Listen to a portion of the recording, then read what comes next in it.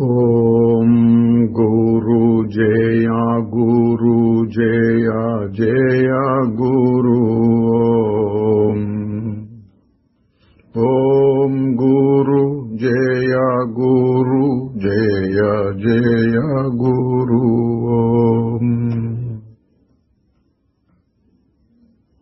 ఓం గురు జయ గురు జయ జయ గురు ఓం గురు జయ గురు జయ జయ గురు శ్రీ నిసర్గదత్త మహారాజు की జై. నిసర్గదత్త బోధ 12వ భాగంలోనికి వచ్చాం. ముందుగా క్రిందటి భాగంలోని ముఖ్యాంశాలు.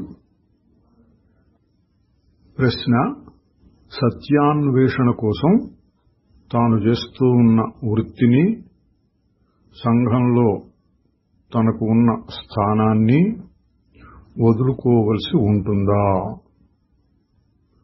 మహారాజు గారు అన్నారు, నీ పని నువ్వు చేస్తూ ఉండు.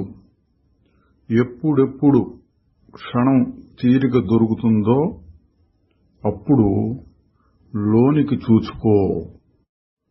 ఇక్కడ ముఖ్యంగా చెప్పేదేమంటే, నీకు దొరికే అటువంటి అవకాశాలను వదులుకోకు. దానంతటది వచ్చినప్పుడు దాన్ని పట్టుకో. నీకున్న తీరిక సమయాన్నంతా పూర్తిగా వినియోగించుకో. అది చాలు. పని చేయాలి, పని చేయకపోతే నాకు జరగదు అని చాలా మంది చెప్తూ ఉంటారండి. వారికి ఇది అమృతతుల్యమైన ఆదేశం.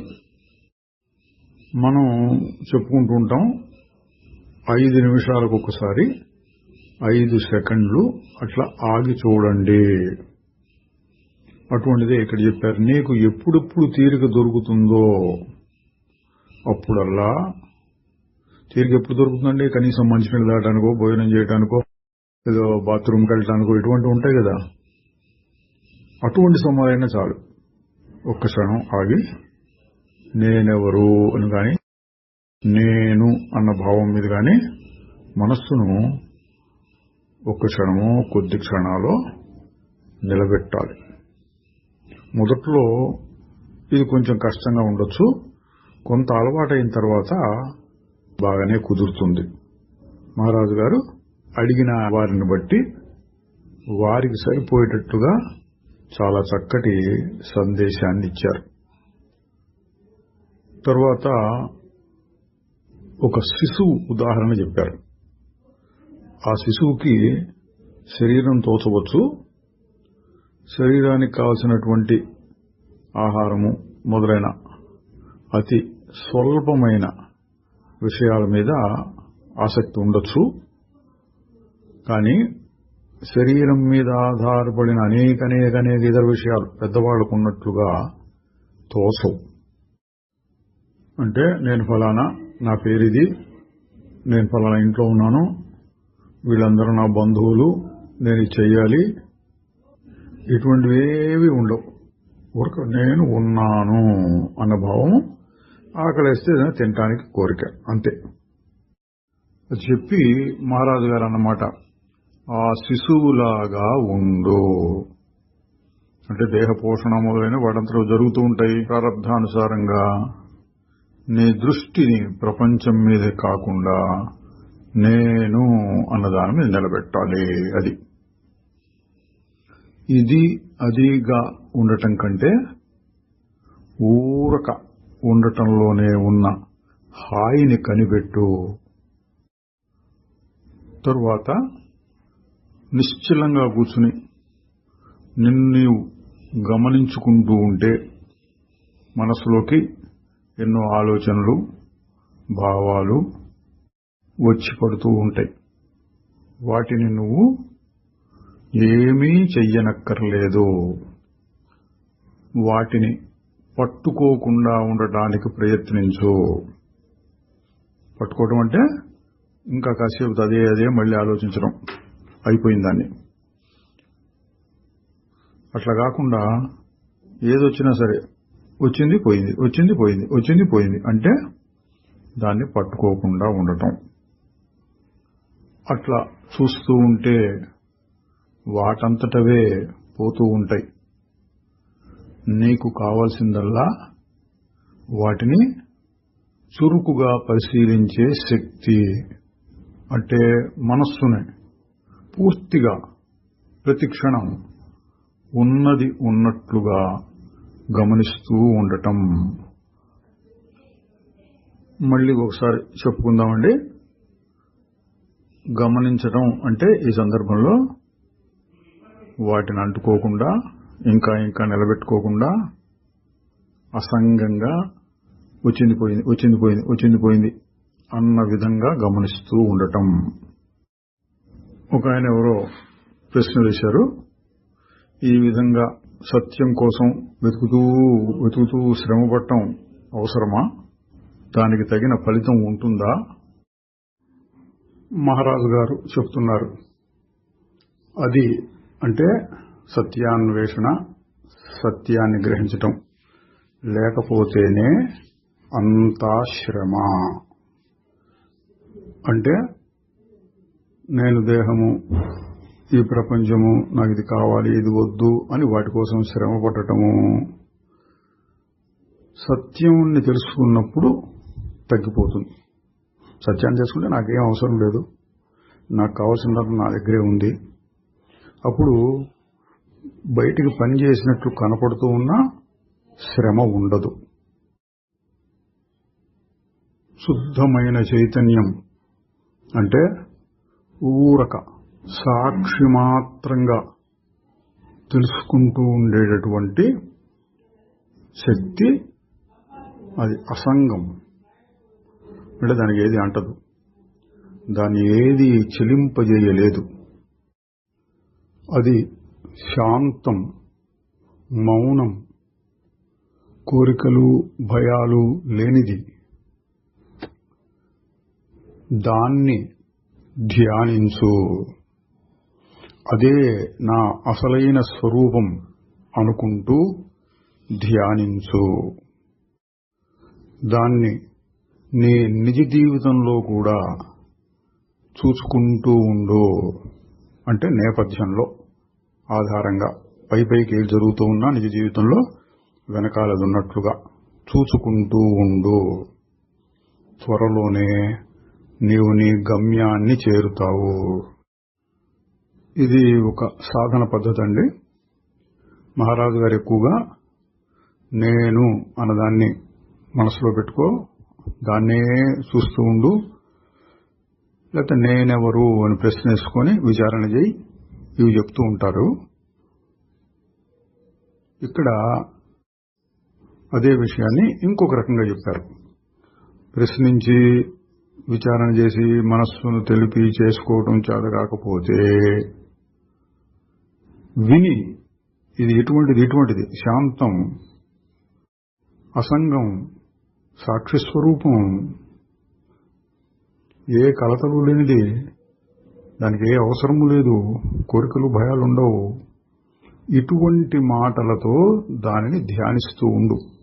అంటే ఈ విషయాన్ని మళ్ళీ పెట్టుకుంటూ నేను అది కదా అని, నేను శాంతం కదా, నాకు కోరికలు లేవు కదా, అట్లా అనుకుంటూ ఉండు అని. దాని మీద ఎవరో ఒక ప్రశ్న అడిగారు, ధ్యానం అంటే ఏంటి అసలు, దానివల్ల ప్రయోజనం ఏమిటి? మహారాజు గారు చెప్తున్నారు, నువ్వు ప్రారంభకుడివి అంటే ఇంతకుముందే ఏ విధమైన సాధన పద్ధతులు తెలియని వాడివైతే లోకంలో అనేక రకాల ధ్యానాలు ఉన్నాయి. వాటిల్లో నీకు నచ్చింది ఏదైనా ఒకటి చేసుకుంటూ ఉండొచ్చు, లేదా ప్రార్థనలు లాంటివి కూడా చేసుకుంటూ ఉండొచ్చు. అయితే సత్యాన్వేషకులు సత్యం అంటే ఏంటి తెలుసుకోవాలి అని లక్ష్యం ఉన్నవాళ్లు ఒకే ఒక ధ్యాన పద్ధతిని అనుసరించాల్సి ఉంటుంది. అదేంటంటే మనస్సులో ఎటువంటి భావాలు చలనాలు కలుగుతూ ఉన్నా ఇది కాదు ఇది కాదు ఇది కాదు ఇది కాదు అని వాటన్నిటినీ తొలగించుకుంటూ ఉండటము. అప్పుడు తన స్వరూపం ఎప్పుడు ఉన్నదే బయటపడుతుంది. అంటే ఆలోచనల నుండి విముక్తిని పొందటమే ధ్యానము. అంటే ఈ పద్ధతిలో ఏంటండి, నేనది నేనేది నేనేది అని ధ్యానం ఇంతకుముందు చెప్పారు. అట్లా కాకుండా ఏదొస్తే దాన్ని రాణిస్తూ రాణిస్తూ రాణిస్తూ ఉండి వస్తోంది పోతోంది వస్తోంది పోతోంది అని వాటిని నిర్లక్ష్యంగా అంటుకోకుండా మళ్ళీ మళ్ళీ వెనక్కి లాగి పట్టించుకోకుండా ఉండటం చేస్తూ ఉంటే నీ స్వరూపం నిశ్చలమైనది బయటపడుతుంది. ఇక్కడ గమనించాల్సింది ఏంటంటే, అన్నిటినీ నిర్లక్ష్యంగా గమనించు అంటే ఆ గమనించేవాడిని గమనించటం అన్న అర్థం వస్తుంది. దేనైనా పట్టుకుంటే దీన్ని మర్చిపోయి వాటిని గుర్తించినట్లు అవుతుంది. దానిని నిర్లక్ష్యంగా చూస్తూ ఉంటే వాటన్నిటినీ వెనకాలన్న దాన్ని పట్టించుకున్నట్లు అర్థం వస్తుంది. అది మహారాజు గారు చెప్పిన ఉపాయం. తరువాత నేను నేనే అన్న భావాన్ని గమనిస్తూ ఉంటే నేనే అన్నది పోయి నేను అన్నీ అన్న భావం కలుగుతుంది. అంటే సాధనలో క్రమం అండి. దాన్ని కూడా గమనిస్తూ ఉంటే అన్నీ అన్న భావం పోయి నేను అన్నది మిగులుతుంది. ఆ నేను అన్నది కూడా పోతే సత్య వస్తువు అంటే భావాతీతం చెప్పటానికి వెళ్ళింది అది మాత్రమే ఉంటుంది. అందులో అన్ని నేనులు ఉంటాయి. అంటే ఈ పరిశీలన మొదలు పెట్టినప్పుడు నేను అనే అహంకారం ఉంటుంది. అది రాను రాను శుద్ధమై శుద్ధమై శుద్ధమై భావాతీత స్థితికి వచ్చి నిశ్చలంగా ఉన్నప్పుడు ప్రపంచం కనపడ్డా ముందున్నటువంటి అహంకార నేను ఉండదు. అన్ని నేనులు నేనే అన్నట్లుగా అనిపిస్తూ ఉంటుంది. అంటే ఒకసారి పైకెక్కి మళ్ళీ కొంచెం వెనక్కి వచ్చిన ఆ అనుభవంతో కలిసి ఇది ఉంటుంది అని. తరువాత 10 సంవత్సరాల నుంచి యోగాభ్యాసం చేస్తున్నాను. ఏదో కొద్దిగా ఫలితం కనపడ్డట్లు ఉంది, కానీ చాలా కష్టంగా ఉంది అన్నారు ఒక ఆయన. మహారాజు గారు తమ పద్ధతిలో చెప్తున్నారు, నిన్ను నువ్వు తెలుసుకోవటానికి కష్టమేముంటుంది, నువ్వు ఊరక గమనిస్తూ ఉండు నిన్ను తెలుసుకోవడం కోసం, అదే యోగం అన్నారు. తర్వాత మళ్ళీ ప్రశ్న అడిగారు, ధ్యానంలో మనస్సు అటు ఇటు ఊగుతూ ఉంటుంది, చెలిస్తూనే ఉంటుంది. అటువంటి మనస్సును నిశ్చలం చేయటం కుదురుతుందా? మహారాజు గారు చెప్తున్నారు, మనస్సు 2 రకాలుగా, నీరులాగా తేనెలాగా ఉండొచ్చు. నీరును ఒకసారి కొద్దిగా కదిలిస్తే చాలాసేపు ఆ చలనం కొనసాగుతుంది. అదే తేనెని కొద్దిగా కదిలిస్తే వెంటనే నిశ్చలం అయిపోతుంది. అట్లాగే మనస్సును కూడా మనం ప్రయత్నిస్తే చలనాలను తగ్గించుకోవచ్చు. అంటే జ్ఞాని యొక్క స్థితి మహారాజు గారు లాంటి వారు ఒక క్షణం అటు ఇటు ప్రాపంచిక విషయాల మీదకో వేరే ఆలోచన మీదకి వెళ్ళినా మళ్ళీ వెంటనే వచ్చేస్తుంది. ఎక్కువసేపు ఆ చలనం కొనసాగుతూ ఉండదు. తరువాత మహారాజు గారు తమ అనుభవాన్నే చెప్తున్నారు. నేను ఫలానా దైవ స్వరూపం, అంతటా నిండినవాణ్ణి, ఏమీ అంటని వాణ్ణి, ఇటువంటి భావాలతో మనస్సును నింపుకోలేదు.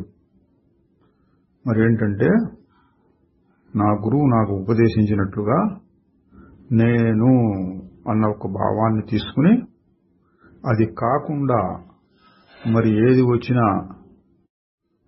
దాన్ని తొలగిస్తూ గంటల తరబడి ఇదే అభ్యాసం చేస్తూ ఉండేవాణ్ణి.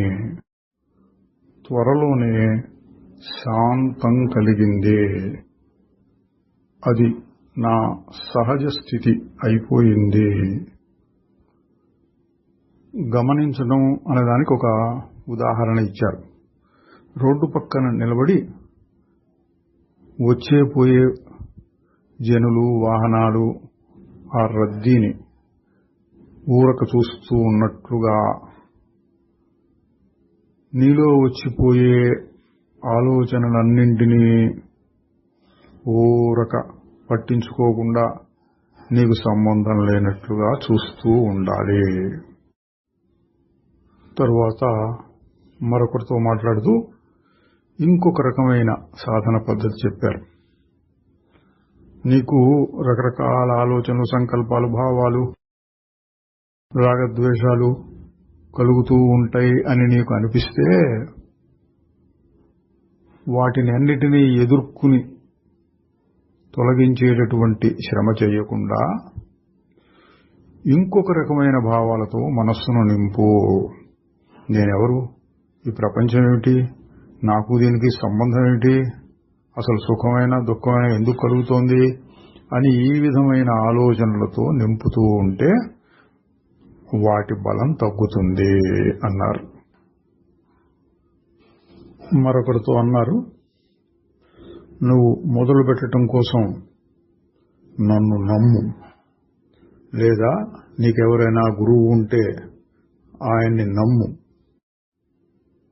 ఆ విధంగా కొంతకాలం నువ్వు సాధన సాగిస్తే నీకు స్వయంగా ఆ విషయం అనుభవంలో తెలిసినప్పుడు నీవు పెట్టుకున్న నమ్మకం పొరపాటు కాదు అని తెలుస్తుంది. లౌకిక వ్యవహారాలలో కూడా నువ్వు ఏ పనిని మొదలు పెట్టాలన్నా ఎవరినో ఒకరిని నమ్మక తప్పదు. ఓం శ్రీ నిసర్గదత్త మహారాజుకి జై. ఇప్పుడు 12వ భాగంలోనికి ప్రవేశిస్తున్నాం. అధ్యాయం 54. ప్రశ్న: ఇంతకుముందు ఒకసారి మనం వ్యక్తి, వ్యక్త, అవ్యక్త అనే దాని గురించి చర్చించుకున్నాం. ఇక్కడ ఈ మాటలకి అర్థం ఏంటంటే అండి, వ్యక్తి అంటే అహంకారము, వ్యక్త అంటే సాక్షి చైతన్యం, అవ్యక్తం అంటే అతీతమైన పరమాత్మ చైతన్యం అనే అర్థాల్లో వాడారు. ఇక్కడ ఆ సందర్భంలో మీరు అవ్యక్తమైన ఆ పరమాత్మ మాత్రమే సత్యం, సాక్షి చైతన్యం ఏదో ఒకానొక సమయంలో మాత్రమే సత్యం, ఇక వ్యక్తి అంటే అహంకారం, ఈ పంచభూతాత్మకమైన స్థూల సూక్ష్మ వస్తువుల సముదాయం, దాన్ని చైతన్యవంతం చేసేదే సాక్షి. అట్లాగే మీరు మహాకాశం, చిదాకాశం, పరమాకాశం అనే మాటలు కూడా వాడారు.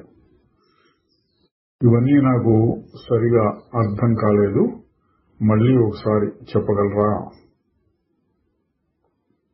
మహారాజు గారు చెప్తున్నారు, మహాకాశం అంటే ప్రకృతి. ఎన్నో వస్తువులకి ఉనికినిచ్చేటటువంటిది. భౌతికమైన శూన్యం ఆకాశం, ఇంద్రియాలతో తెలుసుకోబడగలిగినదంతా ఉండటానికి అవకాశాన్ని ఇచ్చేటటువంటిది.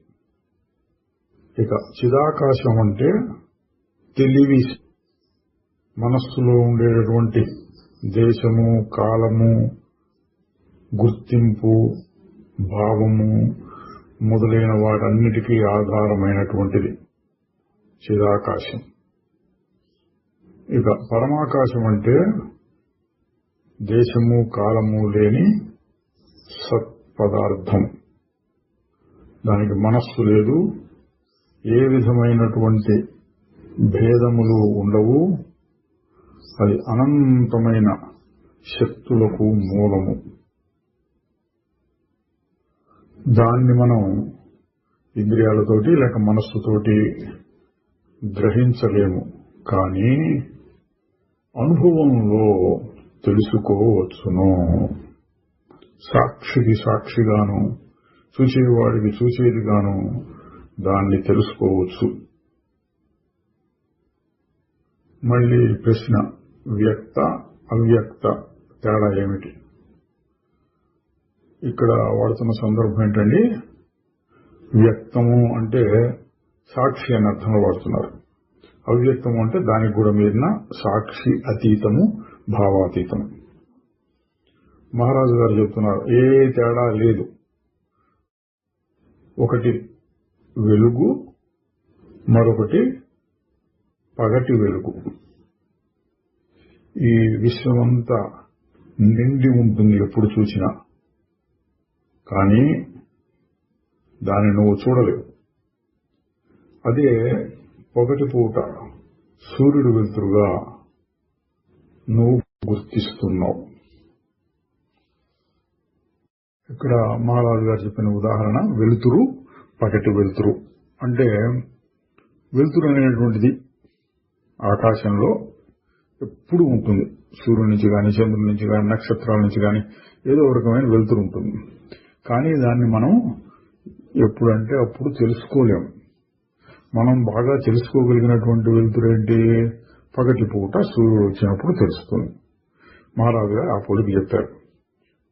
అతీతమైనటువంటి తెలివి అంతటా ఎల్లప్పుడూ ఉంటుంది. అది వచ్చి మనస్సులో ప్రతిబింబించినప్పుడు స్పష్టంగా మనకు కనపడి, దాని ద్వారా మనస్సు, దాని ద్వారా ఇంద్రియాలు అవన్నీ పనిచేసి మనం దాన్ని తెలుసుకోగలుగుతున్నాం. అది సాక్షి చైతన్యము.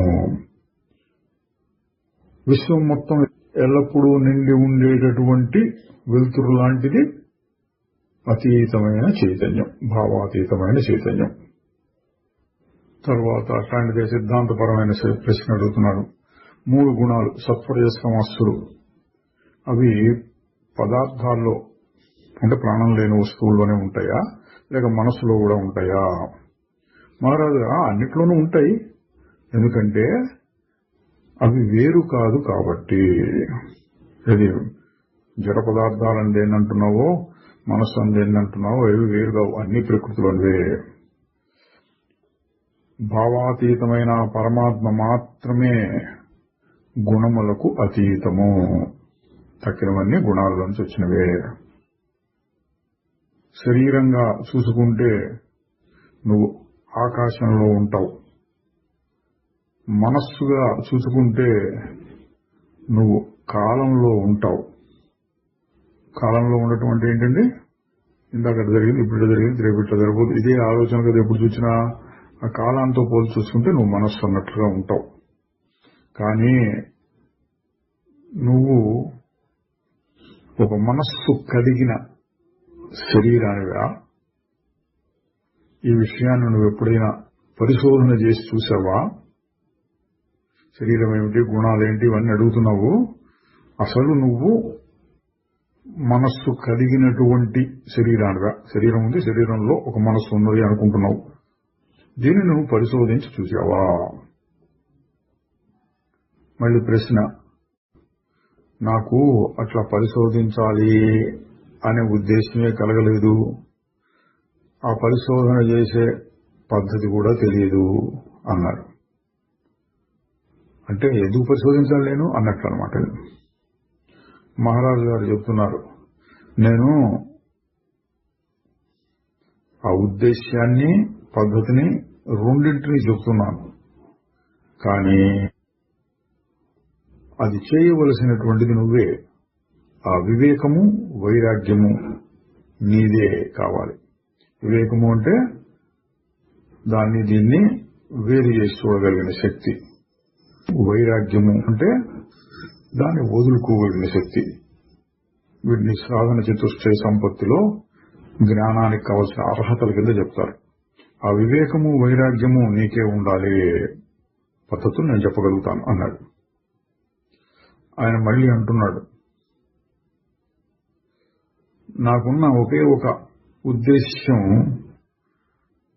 దేని మీద ఆధారపడకుండా కాలంతో సంబంధం లేకుండా కలిగేటటువంటి సుఖము మాత్రమే నాకు కావాల్సింది అనిపిస్తుంది. ఇక దాన్ని సాధించేటువంటి పద్ధతి ఏంటో చెప్పండి. మహారాజు గారు అంటున్నారు, సుఖము అనేది ఏదో కారణం వల్ల వచ్చిపోతూ ఉంటుంది. నిజంగా ఉండవలసిన ఉద్దేశ్యం ఏంటంటే ప్రేమ. ఇక్కడ మహారాజు గారు ప్రేమ అనేదాన్ని ఏ అర్థంలో పడుతున్నారు? వారెప్పుడు వాడేది ఒకటే అర్థం, ఆనందం, ఆత్మానందం, శుద్ధమైన ఆనందం. అది బయటికి ప్రసరించి అన్నిటి యందు స్వార్థరహితంగా సహాయం చేద్దాము లేదా ఆనందిద్దాము వాటితో కలిసి అనేటువంటి భావం. దీన్నే కొన్ని చోట్ల భక్తి అనే మాట కూడా చెప్తూ ఉంటారు. సర్వాత్మభావము, పరాభక్తి, సర్వభూత హితము, ఇటువంటి మాటలు వస్తాయి భక్తి యోగంలో. అద్వేష్ట సర్వభూతానాం అనుస్తుంది భగవద్గీతలో. దాన్ని ప్రేమ అన్న మాటతో చెప్తున్నారు మహారాజు గారు. నువ్వు చుట్టూ ఉన్నవారు బాధపడుతూ ఉంటాం, గమనిస్తూ ఉంటావు. వారికి ఎలా సహాయం చేయాలా అని కూడా చూస్తూ ఉంటావు. దానికి సమాధానం, ముందు నిన్ను నువ్వు ఎవరి సహాయము అక్కర్లేని పరిస్థితుల్లో పెట్టుకో. అంటే నీ మీద నువ్వే ఆధారపడాలి. దేనికి? ఆనందం కోసం. మరొక దాని మీద ఆధారపడకూడదు. అట్లా ఉండి తర్వాత ఇతరులకు నువ్వు సహాయం చేయొచ్చు. నువ్వు చేసే సాధనలకి అది లక్ష్యంగా పెట్టుకో. ఇక పద్ధతి అంటావా, ఒకటే ఒకటి ఉంది. నిన్ను నువ్వు తెలుసుకోవాలి. నిన్ను నువ్వు ఏదిగా అనుకుంటున్నావో, అసలు నిజంగా ఏదో దాన్ని తెలుసుకోవాలి. ఆ రెండింటినీ తెలుసుకోవాలి. అంటే నువ్వు కాని దాన్ని తెలుసుకుంటే వదులుతావు, నువ్వు ఏదో తెలుసుకుంటే అక్కడ నిలబడతావు. అది ఆయన అంటున్నాడు. యథార్థం ఏంటంటే, నేను శరీరంలో బందీగా ఉన్నటువంటి ఒక మనస్సును, ఇది చాలా దుఃఖకరమైన విషయం. అంటే మహారాజు గారు తన పద్ధతిలో చెబుతున్నారు, నువ్వు శరీరము కాదు, మనస్సు కాదు, నిజానికి శరీరం అనేదే లేదు. నిన్ను నువ్వు చాలా ఘోరంగా అర్థం చేసుకున్నావు. నువ్వు సరిగా అర్థం చేసుకోవటం కోసం పరిశోధించు. ఆయన తన పద్ధతిలోనే అడుగుతున్నాడు. నేను ఒక శరీరంగానే ఉంటున్నాను, శరీరంగానే చనిపోతాను. మహారాజు గారు చెప్తున్నారు, అది నీ పొరపాటు అభిప్రాయం. విచారణ చెయ్యి, పరిశోధన చెయ్యి. నీ భావాల్ని, ఇతరులు చెప్పేదాన్ని అనుమానించు. నీకు ఇప్పటికే ఏర్పడున్న గట్టి నమ్మకాలను వదిలించుకోవాలి సత్యం కావాలంటే. ఇప్పుడు నీకు ఉన్నదే నిజం అని నీ అభిప్రాయం అయితే నువ్వు దానిని దాటి చివరి మెట్టుకు చేరలేవు. నేను పుట్టాను అని సావబోతున్నానని నీ అభిప్రాయ అది అసంబద్ధం. హేతువాదంగానే అనుభవంగానే దానిని సమర్థించవు. అంటే మహారాజు గారు ఎప్పుడు చెప్పేది హేతువాదం ప్రకారం చూస్తే మారిపోతుంది శరీరం. నేనున్న భావంలో మార్పు లేదు.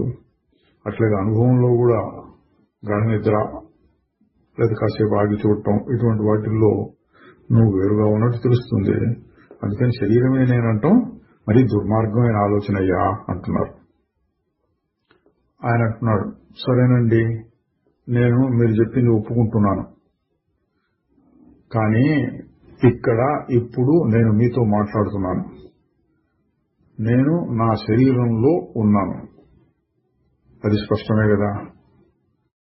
ఈ శరీరం నేను కాకపోవచ్చు, కానీ అది నాది అవుతుంది. మహారాజు గారు తన పద్ధతిలో గొప్ప తర్కంతో చెబుతున్నారు. నువ్వు ఉండటానికి ఈ శరీరమే కాదు, ఈ విశ్వం మొత్తం సహకరిస్తోంది. కాబట్టి ఈ విశ్వమంతా నీ శరీరమే. ఆ అర్థంలో నువ్వు చెప్పినట్లయితే నేను ఒప్పుకుంటాను అన్నారు. ఇక్కడ మహారాజు గారి తర్కం ఏంటండి, శరీరం ఉంది నేను అంటున్నావు, శరీరం ఆహారం కావాలిగా, తీసుకోవడానికి గాలి కావాలిగా, తాగడానికి నీరు కావాలి కదా. ఇవన్నీ ఎక్కడి నుంచి వస్తున్నాయి? విశ్వం. కాబట్టి ఈ విశ్వమంతా నీ శరీరమే అన్నారు. ఆయన ఈ చర్చను కాస్త పక్కన పెట్టి మహారాజు గారిని వ్యక్తిగతమైన ప్రశ్న వేస్తున్నారు. మీరు పొగ త్రాగుతారా? మహారాజు గారు చెప్తున్నారు, ఈ శరీరం కొన్ని పాత అలవాట్లను కొనసాగిస్తోంది. దానివల్ల నాకేమీ అపకారం లేదు. చూడండి, శరీరానికి అలవాటు ఉంది, నాకు అపకారం ఏమీ లేదు. ఇక్కడ నాకు అంటే శుద్ధ చైతన్యంతో నేను ఏకీభవిస్తున్నాను. శరీరానికి ఏమైతే అవుతుంది, కానీ అది తాగుతోంది, పొగ తాగుతోంది. కానీ ఇక్కడ ఒకసారి గుర్తు తెచ్చుకోవాలండి, మహారాజు గారు బీడీల వ్యాపారం చేసేవారు. సరే, దాంతోపాటు ఆయన కూడా తాగుతూ ఉన్నారు. అది ఆయనకు అలవాటైంది, తప్పు అని ఆయన అనుకోవటం లేదు. తర్వాత దానివల్ల రోగాలు వస్తాయి, అవి ఇవేం చెప్తున్నారు. సరే, వస్తే రాని నాకు కాదుగా అన్న దృష్టిలో ఉన్నారు. తర్వాత మీరు మాంసాహారం తీసుకుంటారా? మహారాజు గారు, నేను మాంసాహారుల మధ్యలో పుట్టాను. నా పిల్లలందరూ మాంసాన్ని తింటారు. నేను ఎప్పుడైనా చాలా కొద్దిగా తీసుకుంటాను. దాని గురించి నేనేమీ ఆందోళన పడను. అంటే మాంసాహారం ఏదో ప్రకృతిలో చాలా మంది తింటున్నారు, వాళ్ళు తింటున్నారు, నేను కావాలని తిన్నాను, కానీ ఎప్పుడైనా ఒకసారి తింటే తింటాను. నాకు దాని మీద ద్వేషం కూడా లేదు అంటున్నారు. తర్వాత మహారాజు గారే అంటున్నారు, సరే, ఇంతకుముందు మొదలుపెట్టిన అంశాన్ని చూడు. నేను పుట్టాను అని గట్టి తెలుసు, నీ తల్లిదండ్రులు చెప్పిన భావాన్ని పట్టుకుంటున్నావు. అట్లాగే నేను పిల్లవాడిని, పెరిగాను, పెద్దయ్యాను. ఇవన్నీ కూడా నీ భావాలు, జ్ఞాపకాల మీద ఆధారపడి ఉన్నాయి. ఈ భావాలన్నింటినీ నువ్వు తొలగించుకో. ఎట్లాగంటే వీటికి వ్యతిరేకమైన భావాలను పెట్టుకో. ఎక్కువగా చెప్పరు, కానీ అది కూడా ఒక పద్ధతి. మహారాజు గారు చెప్తున్నారు, ఏంటి, ఆగిపోయి నాకు ఇదేం లేదు అని అన్నింటినీ తోసేసి రెండు స్థిరంగా ఉండటం ఎక్కువగా చెప్తూ ఉంటారు. ఇక్కడ ఏం చెప్తున్నారు, అది చేయలేని వాళ్ళ కోసం నీకు ఏదేది అనిపిస్తుందో దానికి వ్యతిరేకమైనటువంటి భావాన్ని పెట్టుకుంటూ ఉండు. అంటే నేను శరీరం అనిపిస్తాగా, నేను శరీరం కాదు. ఆకలిగా ఉంది, ఆ ఆకలి శరీరానికి నాకు కాదు. అమ్మా నడిచి కాళ్ళు నొప్పులుగా ఉన్నాయి, కాళ్లేగా నొప్పులు నాకు కాదు. ఇట్లా ఎప్పటికప్పుడు ఏ భావాలు కలుగుతున్నాయో వాటికి వ్యతిరేకం. నేను పుట్టాను ఫలానా రోజున అనగానే నేను పుట్టనే లేదు, నేను చాలా ఏడ్చాను ఫలానా రోజున, నేను ఏడవనే లేదు. ఇట్లా ఏ భావం వస్తుందో దానికి వ్యతిరేకమైనటువంటి భావాలను మనస్సులో నిలబెట్టుకుంటూ ఉండు. అప్పుడు శరీరం నేను అన్న భావం తగ్గుతూ తగ్గుతూ తగ్గుతూ వస్తుంది. ఇది కూడా ఒక భావమే, అభిప్రాయమే, కాదనలేము. కానీ అది కావాలి. దాని పని పూర్తయిన తరువాత దాన్ని కూడా వదిలేయాలి. నేను శరీరం కాదు అన్న భావాన్ని నిరంతరంగా పెట్టుకుంటూ ఉంటే అది తగ్గుతూ తగ్గుతూ వస్తే శరీరం యొక్క బాధ నీకు తోచకుండా పోతే అప్పుడు ఈ భావం కూడా అక్కర్లేదు. ఎప్పటికప్పుడు దాన్ని కూడా వదలాలి, తప్పదు అన్నారు. అసలు యథార్థం ఏంటంటే జ్ఞాన పద్ధతి పై స్థాయి నుంచి చెబుతున్నారు. అసలు విషయం ఏమిటంటే అసలు శరీరం అనేటువంటి ఒక వస్తువు లేనే లేదు. అది మనస్సులో ఉన్న ఒక భావమే. అంటే శరీరంలో మనస్సు ఉన్నది కాదు, శుద్ధ చైతన్యంలో నుంచి ఎందుకు ఒక మనస్సు అనేటువంటి పదార్థం బయటకు వచ్చింది. ఆ మనస్సులో నుంచి శరీరము అనే భావం కలుగుతోంది. ముందు శరీరం తర్వాత మనస్సు కాదు, అది చెప్తున్నారు. తర్వాత మరొక ప్రశ్న అడుగుతున్నాడు ఆయన. జీవి ప్రాణానికి చనిపోయిన తర్వాత ఏమవుతుంది? మహారాజు గారు, అది కాలాతీతమైనటువంటిది. చావు పుట్టుకలు దానికి ఉండవు. చావు పుట్టుకలన్నీ కాలంలో వస్తాయి. జీవితము ప్రాణము అనేవి ఎన్నో ఎన్నో సాలెపురుగు గూళ్ల లాంటి వాటిని అల్లుతూ ఉంటుంది. అది మహాసముద్రం లాంటిది, ఎన్నడూ మారదు, ఎప్పుడూ మారుతూనే ఉంటుంది. చూడండి, గొప్ప ఉదాహరణ. సముద్రం నీరు అన్న దృష్టితో చెప్తే అసలు ఎప్పుడూ మారదు, అదే నీరు ఉంటుంది ఉంటుంది ఉంటుంది ఉంటుంది మారుతుంది. ఇంకొక దృష్టిలో చెప్తే అలలు అన్నది, అలలు వస్తున్నాయి వస్తున్నాయి వస్తున్నాయి వస్తున్నాయి అంటే ఆ దృష్టిలో చెప్పినప్పుడు ఎప్పుడు మారుతూనే ఉంటుంది. అంతా విని ఆయన అంటున్నాడు, మీరు చెప్పేదంతా చాలా అందంగా అనిపిస్తూ ఉంటుంది, కానీ నా కష్టాలు తీరటల్లా. నేను ఒక వ్యక్తిగా ఉన్నాను, దేశ కాలాలకు లోబడి ఉన్నాను. అది కాదు అని దానికి విరుద్ధమైన ఆలోచనలు నేను ఎట్లా తెచ్చుకోగలను? వ్యక్తిగా కాకుండా అంతటా నిండిన చైతన్యంగా నన్ను నేను ఎట్లా చూసుకోగలను? మహారాజు గారు, నీవు ఏది కావో అది నేను అని, నీవు ఏది అయ్యున్నావో అది కాదు అని నువ్వు నొక్కి చెప్తున్నావు. వీటిల్లో శుద్ధ చైతన్యం, ఉత్త తెలివి, దాన్ని నువ్వు వదిలేస్తున్నావు. దానికి వ్యక్తిగతమైన అవకతవకలు ఉండవు. అటువంటి చైతన్యం యొక్క సత్యత్వాన్ని నువ్వు అంగీకరిస్తే తప్ప నిన్ను నువ్వు తెలుసుకోలేవు. అంటే ఏంటి? నీ మొండివాదంలో నేను శరీరమే, నేను శరీరమే, నేను శరీరమే, నేను పుట్టాను, నేను చూస్తున్నాను, ఆ దృష్టి నువ్వు గట్టిగా నొక్కి నొక్కి చెబుతున్నావు. అది కాదు. ఒక ఉనికి, ఒక శుద్ధ చైతన్యం, వీటికి వేరైనది, మార్పులు లేనిది ఉన్నది అని నువ్వు ఒప్పుకోకపోతే అది అంతే, నిన్ను నువ్వు తెలుసుకోలేవు. ఆయన అడుగుతున్నాడు, అయితే నేను ఇప్పుడు ఏం చేయమంటారు? మీరు నన్ను ఏ విధంగా చూస్తున్నారో ఆ విధంగా నన్ను నేను చూసుకోలేకపోతున్నాను. మీరు చెప్పేది నిజమై ఉంటుంది, నాది తప్పయి ఉంటుంది, కానీ నాకు ఇప్పుడు ప్రస్తుతం నేను అని ఏది అనిపిస్తోందో దాన్ని, అంటే శరీరం నేననే భావాన్ని ఎట్లా వదులుకోగలను? మహారాజు గారు, ఒక రాజకుమారుడు తన్ను తాను ఒక యాచకుడులాగా అనుకుంటున్నాడు.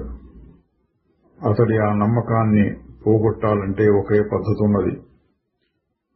అతడు మళ్లీ మళ్లీ నేను రాజకుమారుణ్ణే అన్నట్లుగా ప్రవర్తించటం మొదలుపెట్టాలి. నీవు కూడా అంతే. నేను చెప్పేది సత్యం, దాన్ని పట్టుకుని అది నిజం అన్నట్లుగా వ్యవహరిస్తూ ఉండు. తరువాత నీకు దానివలన ఏం ప్రయోజనం కలుగుతుందో దానిపైన ఆధారపడి అప్పుడు నువ్వు ఒక నిర్ధారణకు రా. నేను నిన్ను ఏమడుగుతున్నాను, మొదలు పెట్టడం కోసం కాస్త నమ్మకం పెట్టు నా మీద. నీకు అనుభవం కలిగినప్పుడు ఇటువంటి నమ్మకాల అవసరం లేదు. నువ్వెవరో నాకు తెలుసు, అందుకే నేను చెబుతున్నాను. కాసేపు నన్ను నమ్ము బాబు అన్నాడు. ఇది విన్న తర్వాత మళ్లీ ఆయన పాత ధోరణిలోనే ప్రశ్నిస్తున్నాడు. మీరు నన్ను ఇక్కడ ఇప్పుడు చూసుకోమంటున్నారు. దానికి కాను నాకు ఒక శరీరం కావాలి, ఇంద్రియాలు కావాలి, మీరు చెప్పేది అర్థం చేసుకోవడానికి మనస్సు కావాలి కదా. మహారాజు గారు, శరీరము మనస్సు అనేవి అజ్ఞానం యొక్క లక్షణాలు, పొరపాటు జ్ఞానం. నీవు వాటిని వదిలి శుద్ధ చైతన్యమే అన్నట్లుగా ప్రవర్తించు. శరీరం లేదు, మనస్సు లేదు, దేశం లేదు, కాలం లేదు, ఎక్కడ ఎప్పుడు ఎట్లా ఈ విషయాలకు కూడా నువ్వు అతీతం. దీని మీద మళ్లీ మళ్లీ ఆలోచించు, దాంట్లోనే నిలబడుండు, సత్యాన్ని అంగీకరించడానికి సిద్ధంగా ఉండు. దీన్ని ఊరికే వ్యతిరేకించాలి అనే ప్రయత్నం చెయ్యకు. చూడండి, ఇది ఒక మాట. వాదంలో పడితే ఎట్లా ఉంటుందంటే, అవతల వాడు ఏం చెప్పినా సరే దాన్ని మనం వ్యతిరేకించాలి. ఆ చెప్పిన దానికి ఏ విధంగా మనం ప్రతిపక్ష భావం అంటే కౌంటర్ అంటుంటారు, ఆ కౌంటర్ ఎట్లా వేయాలి అన్నట్లుగా చూస్తూ ఉండొద్దు అంటున్నారు. నీవు నా మాటలు నమ్మకపోయినా కనీసం అపనమ్మకం లేకుండా ఉండు. ఆ విధమైన అభ్యాసం చేత నువ్వు సిద్ధిని పొందుతావు, ఊరికే వాదిస్తూ ఉండటం వల్ల కాదు అని ఆయన ఘాటుగా ప్రశ్నిస్తుంటే వీరు కూడా ఘాటుగా సమాధానం చెప్పారు. తరువాత అధ్యాయం 55. ప్రశ్న: ప్రస్తుతం మీరున్న స్థితి ఏమిటి? మహారాజు గారు: ఏ అనుభవము లేని స్థితి, అందులోనే అన్ని అనుభవాలు ఉంటాయి. చాలా గంభీరమైన మాట అండి. పైపైన అన్ని అనుభవాలు కలుగుతూనే ఉంటాయి, కానీ లోపల ఏ ప్రత్యేకమైన అనుభవము లేనటువంటి అక్కడ ఊరక ఉండేటటువంటి స్థితి. దాన్ని అనుభవం అని కూడా అంటానికి లేదు అన్నట్టుగా చెప్పారు. మళ్ళీ ప్రశ్న: మీరు మరొక వ్యక్తి యొక్క మనస్సులోనూ హృదయంలోనూ దూరి అతని యొక్క అనుభవాన్ని పొందగలరా? అంటే యోగ శక్తులండి, అవతల వాడి మనస్సులో ఉండే విషయాన్ని తెలుసుకోగలిగినటువంటి శక్తి. మహారాజు గారు చెప్తున్నారు, లేదు, అవన్నీ ప్రత్యేకమైన శిక్షణ వలన వస్తాయి. అంటే ఏంటి? నిశ్చలంగా ఉండటం, తర్వాత అవతల వాడి మనస్సులో ప్రవేశించడం కోసం మనస్సుకి ఒక శిక్షణ, ఒక ట్రైనింగ్ ఇచ్చి ఈ మనస్సును తీసుకెళ్లి అందులో దూరేటట్టుగా చేయటం అవన్నీ కుదురుతాయి. కానీ ప్రత్యేకమైనటువంటి అభ్యాసం, అదొక సాధన కావాలి. ఆత్మజ్ఞానానికి నిశ్చలతత్వానికి ఆ శక్తులకు సంబంధం లేదు. వాటికి ప్రత్యేకమైన శిక్షణ కావాలి. నేను ఒక ధాన్యం వ్యాపారి లాంటి వాణ్ణి. దాంతో తయారు చేసే ఆహార పదార్థాల గురించి నాకు ఏమీ తెలియదు. వాటి రుచుల గురించి చెప్పమన్నా నేను చెప్పలేను. కానీ ఆ ధాన్యం ఎట్లా ఉంటుంది, అందులో ఎన్ని రకాలుంటాయి, వాటి నాణ్యత ఏమిటి, వాటిని గురించి నాకు బాగా తెలుసు అని ఈ ఉదాహరణ ద్వారా చెప్పింది ఏంటి? అన్ని అనుభవాలకి మూలమైనటువంటి వస్తువు నాకు తెలుసు. కానీ ఆ అనుభవాన్ని ఆధారంగా చేసుకుని పైకి ఎగసిపడుతున్నటువంటి అసంఖ్యాకమైన వ్యక్తి రూపాలను గురించి నాకు ఏమీ తెలియదు. అసలు వారిని గురించి తెలుసుకోవాల్సిన అవసరమూ లేదు. క్షణక్షణం ఈ శరీరాన్ని నిలబెట్టుకోవడం కోసం ఏం తెలుసుకుంటూ ఉండాలో అవి ఏదో రకంగా తెలుస్తూ ఉంటాయి. అంటే చాలా స్వల్పమైనటువంటి విషయాలు. ఇప్పుడు భోజనం చేయాలి, ఇప్పుడు స్నానం చేయాలి, ఇటువంటివి అంతవరకు ఏదో రకంగా మనసులోకి వస్తూ ఉంటాయి. అంతకు మించి ఇతరుల మనస్సుల్లో దూరి అక్కడ ఏం జరుగుతుందో తెలుసుకోవాలి అంత అవసరం నాకు లేదు, అటువంటి శక్తి కూడా లేదు అన్నారు. మళ్ళీ ప్రశ్న, పరబ్రహ్మం అంటే పరమాత్మ స్వరూపం మనందరిలోనూ ఉన్నది. కానీ దానివల్ల మనకి ఏంటి ప్రయోజనం? మహారాజు గారి సమాధానం నువ్వు అడగటం ఎట్లా ఉందంటే, సామాన్లు పెట్టుకోవడానికి నాకు చోటు కావాలి, కానీ అసలు ఆకాశంతో నాకేంటి ఉపయోగం? అట్లాగే నాకు పాలు కావాలి, టీ కావాలి, కాఫీ కావాలి, సోడా కావాలి, నీళ్లతోటి ఏంటి అసలు ప్రయోజనం అన్నట్లుగా ఉంటుంది అని 2 ఉదాహరణలు చెప్పారండి. ఆకాశం లేకపోతే అసలు చోటు ఉండదు ఏం పెట్టుకోవడానికి. నీరు లేకపోతే కాఫీలు, టీలు, పాలు ఇట్లాంటివే ఉండవు. ఎందుకంటే అన్నిట్లోనూ మూలమైన పదార్థం నీరే. ఈ 2 ఉదాహరణల ద్వారా చెప్పారండి. ఆత్మ ఉంటేనే ఈ ప్రపంచం అంతా. ఆ తెలివి శక్తి లేకపోతే ఏది ఉండదు. దాంతో ఏం ప్రయోజనం ఉంటున్నావు ఏంటి అన్నారు. ఇక్కడ జరిగే వాటన్నింటికీ మూలమైనటువంటిది ఆ పరమాత్మయే అని నువ్వు గ్రహించలేవా? కానీ దానివల్ల ప్రయోజనం ఏమిటి అని నువ్వు అడుగుతున్నావు కాబట్టి నేను చెప్పాలి, ఏమీ ప్రయోజనం లేదు. చూడండి, ముందేమో అది లేకపోతే ఏది లేదన్నారు, నువ్వు అడిగావు కాబట్టి చెప్తున్నాను, దానివల్ల ఏమీ ప్రయోజనం లేదు. అంటే దీని భావం ఏంటి? ప్రాపంచికంగా చూస్తే నువ్వు ఉండటానికే పరమాత్మ కావాలి, దాన్ని మర్చిపోయి నాకేంటి ప్రయోజనం అనేటట్లయితే ఏమి లేదు అని చెప్తాను నేను అంటున్నారు. ప్రాపంచికంగా ఏం పెద్ద ప్రయోజనం ఉండదు దానివల్ల. సత్పదార్థాన్ని తెలుసుకున్నటువంటి వాడికి రోజువారీ జీవితంలో పెద్ద ప్రయోజనం ఏమీ ఉండదు. ఇంకా చెబితే కొంత నష్టం కూడా ఉండొచ్చు. ఎందువల్లంటే ఆశలు, భయాలు అవన్నీ లేకపోతే తనను తాను రక్షించుకోవటం, ఇంకా ఏవేవో పొందటం ప్రపంచంలో జరగదు. కాబట్టి ఆ జ్ఞానం కలిగిన వాడికి అసలు లాభం అనే మాటే ఉండదు. నాకేమీ అక్కర్లేదనుకుంటాడు. ఎంతసేపు నేను ఉన్న దాని మీద తోసే వాటన్నిటినీ వదిలించుకోవాలి అని చూస్తూ ఉంటాడు. దీని భావం ఏంటంటే, నీకు ఇంకా ప్రపంచం మీద ఆశలు ఉంటే అది ఇది పొందాలి, దాని ద్వారా దీని ద్వారా లాభాన్ని పొందాలి, సుఖాన్ని పొందాలి అనే భావాలు ఉంటే ఈ పరమాత్మ తత్వాన్ని తెలుసుకోవడం వలన ఏమీ ప్రయోజనం ఉండదు. దీనికి ఒక చిన్న ఉదాహరణ చెప్పుకుందామండి. రామకృష్ణ పరమహంస గారి చరిత్రలో ఉన్నది.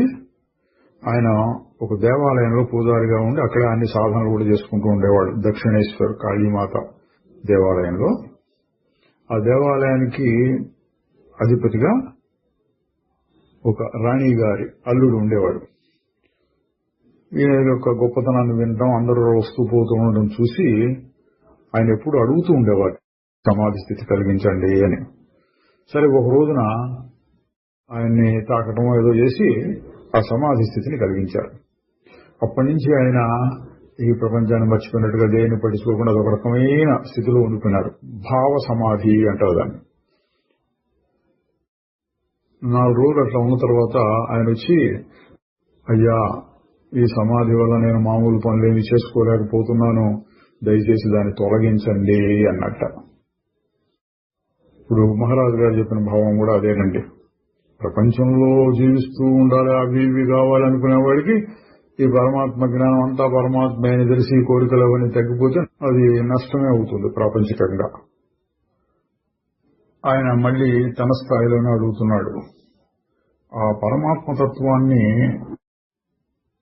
పొందినందువలన లాభం ఏమీ లేదు అనేటట్లయితే దానికోసం మనం కష్టపడటం ఎందుకు? మహారాజు గారు చెప్తున్నారు, కష్టమంతా ఏదో ఒక దాన్ని పట్టుకుని వేలాడటంలో ఉంటుంది. నువ్వు దేన్ని పట్టుకోకుండా ఉండగలిగితే నీకు ఏ విధమైన కష్టము రాదు. అంటే ప్రాపంచిక వస్తువుల వల్లనే నీకు కష్టాలు వస్తున్నాయి, కానీ అట్లా ఊరకుంటే ఏ కష్టం రాదు అంటున్నారు. తక్కువ దాన్ని వదిలించుకోవటం అంటే అంతకంటే పై దాన్ని పొందటమే. నువ్వు అన్నిటినీ వదులుకో, అన్నిటినీ పొందిన వాడివి అవుతావు. అప్పుడు ఈ జీవితం ఏదిగా ఉండాలో అది అవుతుంది. తరగని మారని ఆ మూలం నుంచి వచ్చే పరమాత్మ ప్రకాశం ఉంటుంది.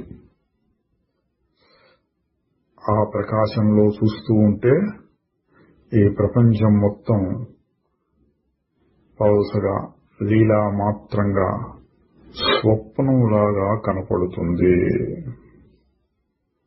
అని ఆ గొప్ప స్థితిని గురించి చెప్పారు. ఆయన ఇవన్నీ అర్థం కాక తన స్థితిలో నుంచే మాట్లాడుతున్నారు.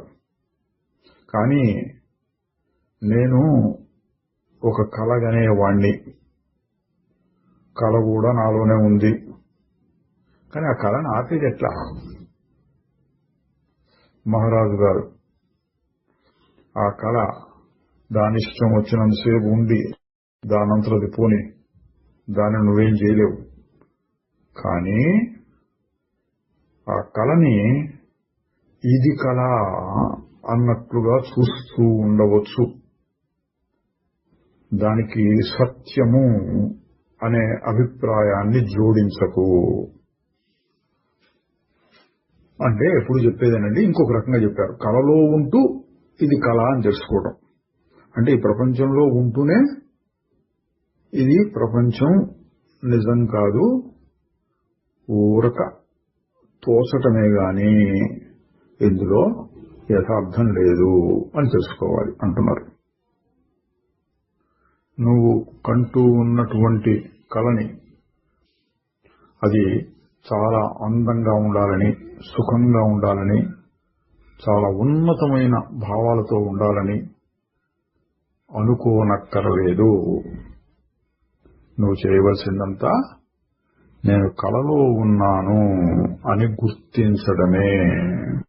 అదండి కళ ఎంత గొప్పగా ఉంది, ఎంత గొప్పగా ఏ కళను చేయాలి అది కాదు, కళ అని తెలుసుకోవడం అంతే. ఆయన మళ్లీ ప్రశ్న, ఆ విధంగా వేరు చేసుకోవడానికి నాకేం మార్గం కనపట్టం లేదు.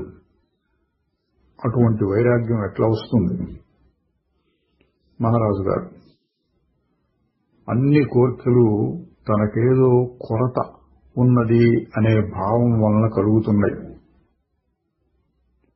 నాకేమీ కొరత లేదు అని నువ్వు గుర్తించినప్పుడు అంతా నేనే, అంతా నాదే అని గుర్తించినప్పుడు కోరిక లేకుండా పోతుంది, అంటే వైరాగ్యం వస్తుంది. ఆ విధంగా వీటన్నిటినీ వదులుకొని ఆత్మస్వరూపాన్ని గుర్తించగలుగుతావు. అంటే ఇక్కడ అర్థం ఏమొస్తుందండి? ఆత్మస్వరూపాన్ని గుర్తిస్తే వైరాగ్యం వస్తుంది. ఆయన అడిగేదేంటి? వైరాగ్యం కావాలి అంటే ఆత్మస్వరూపాన్ని గుర్తించడానికి ముందు వైరాగ్యం కావాలి కదా అన్నట్లు. ఈ రెండు ఒకదాని మీద ఒకటి ఆధారపడి ఉంటాయి. కాబట్టి బాగా తెలిసిన వాళ్ళు చెప్పేది ఏంటంటే అభ్యాసము, వైరాగ్యం రెండు కలుపుకుంటూ సాధన చేయాలి. మళ్ళీ ప్రశ్న, నన్ను నేను తెలుసుకోవడానికి శుద్ధ చైతన్యాన్ని మర్చిపోకుండా ఉండే అభ్యాసం చేస్తూ ఉండాలా? మహారాజు గారికి తమ పద్ధతిలో ఇక్కడ అభ్యాసం చేయవలసిందేం లేదు. నిన్ను నువ్వు తెలుసుకోవడానికి నువ్వుగా ఉండాలి, అంతే. ఊరక ఉండాలి అన్నట్టు. నువ్వుగా ఉండటానికి నేను ఇది అది అని ఊహించటం మానుకో. నేను ఫలానా ఫలానా ఫలానా అనే భావాన్ని తీసేసుకో. ఊరక ఉండు. నీ సహజ స్వరూపం బయటపడనియ్యి. మనస్సులో అది ఇది పెట్టుకుని దేన్నో కోరుతూ ఆ సహజ స్వరూపాన్ని భంగపరచకు. ఆయన మళ్లీ ప్రశ్న, నేను ఆత్మానుభవం కోసం అట్లా ఎదురు చూస్తూ ఉంటే చాలా సమయం పడుతుంది. మహారాజు గారు, దేనికోసం నువ్వు ఎదురు చూడాలి? అది ఇప్పుడే ఇక్కడే నువ్వే అయి ఉంటే నువ్వు దాని వైపు నీ దృష్టిని మరలించి చూడాలి, అంతే. ఇట్లా చెప్తున్నప్పుడు చాలా తేలిగ్గా ఉంది అన్నట్లు అనిపిస్తుంది. ఒక్కొక్కసారేమో నన్ను నమ్ము, ఇట్లా చేయి ఇట్లా చేయి ఇట్లా చేయి అన్నట్టుగా కూడా చెప్తూ ఉంటారు. అంటే ఆ సందర్భాన్ని బట్టి, అడిగిన వారిని బట్టి. మళ్ళీ ఒక ప్రశ్న, అడ్డదిడ్డమైన ప్రశ్నలు వేస్తుంటారండి. మీరు కూడా ఎప్పుడో అప్పుడు మరణించాల్సిందేగా అంటే మహారాజు గారు ఇంతకుముందు కూడా ఈ ప్రశ్నకి ఇదే రకమైన సమాధానం చెప్పారు. మళ్లీ చెప్తున్నారు, నేను ఎప్పుడో చనిపోయాను. దేహ సంబంధమైన మరణం నాకు ఏ విధమైన తేడాను తీసుకురాదు. నేను కాలాతీతమైన స్వరూపాన్ని. నాకు కోరికలు గాని భయాలు గాని లేవు. నేను అయిపోయిన దాని గురించి విచారిస్తూ ఉండటము, రాబోయే దాని గురించి ఊహిస్తూ ఉండటము చేయను. దేహం నేను అని నువ్వు అనుకుంటున్నావు కాబట్టి నీవు ఏదో ప్రమాదాన్ని ఊహిస్తున్నావు. కనుక నీ శరీరానికి రక్షణ కావాలి, నీకు కాదు. నీకు రక్షణ కల, శరీరానికి రక్షణ. ఏ శక్తి ఏమీ చేయలేనటువంటి నీ స్వరూపాన్ని తెలుసుకున్నప్పుడు నీవు శాంతంగా ఉంటావు.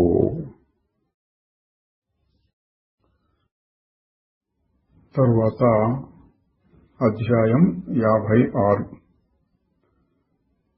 ప్రశ్న, ఒక సాధారణ వ్యక్తి చనిపోయినప్పుడు అతనికి ఏమవుతుంది? మహారాజు గారు చెప్తున్నారు, అతని నమ్మకాలను బట్టి తర్వాత ఏదో జరుగుతుంది. చనిపోక ముందు ఉండే జీవితం ఒక ఊహ, అట్లాగే తర్వాత జీవితం కూడాను. మళ్ళీ ప్రశ్న, మరి జ్ఞాని మాట ఏమిటి? మహారాజు గారు, జ్ఞాని చనిపోడు, ఎందుకంటే అతడు పుట్టలేదు కాబట్టి. చూడండి, సందర్భానుసారంగా చెప్తున్నారు. ఇంతకుముందు ఇదే రకమైన ప్రశ్న వస్తే నేను ఎప్పుడో చనిపోయాను అన్నారు. ఇక్కడేమో నేను చనిపోవడం అనేది లేదు, అసలు పుట్టనే లేదు కాబట్టి. అంటే భాషలో భేదమే, లోతుగా చూస్తే రెండు ఒకటే అర్థం.